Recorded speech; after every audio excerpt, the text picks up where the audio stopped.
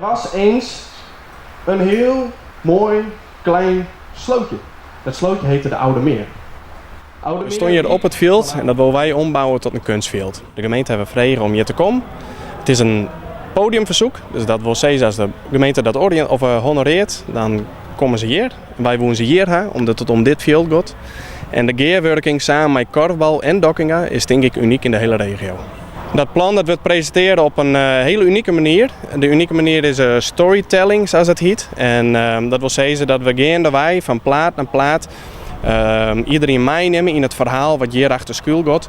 En hoe wij dan uiteindelijk tot het totale plan gaan binnen. Een hartstikke leuke manier. Ik denk dat het een hele mooie manier is om binnen te komen bij de meisjes. Het is wel eens wat oors dan een presentatie met een soort cijfers en weet ik het. En ik denk dat het daarom gaat dat het verhaal hing je bloot en de intentie hing je bloot. En dat had ze geweldig deel zet. We kozen voor deze manier omdat wij vinden dat de meesten zelf op het veld staan moeten. Dat ze zien kunnen van hier is dus het plan, dit is het idee.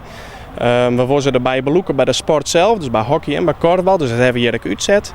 En we willen er echt voor zorgen dat de gearworking dat het duidelijk is. Dus dat wij met drie partijen sterk hier één plan presenteren. Waar eigenlijk niemand omheen kan. En dat staat als een dik.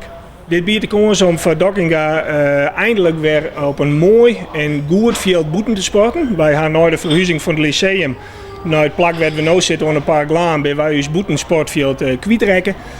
Daar kunnen we met drie klassen tegelijk op sporten. Dat slag het helaas net meer. En in deze tijd, met de vernijingen in de sporten die er binnen en de klassen die steeds groter worden in het onderwijs, zie je wij ruimte.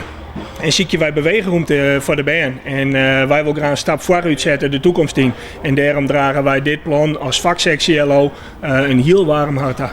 We dragen het een hartstikke warm hart aan, maar het is vanzelfs hartstikke lastige tijden. Dus er zijn heel veel dingen waar we rekening mee houden, maar we gaan er zeker mee aan de slag om te beginnen op het slagje kunnen.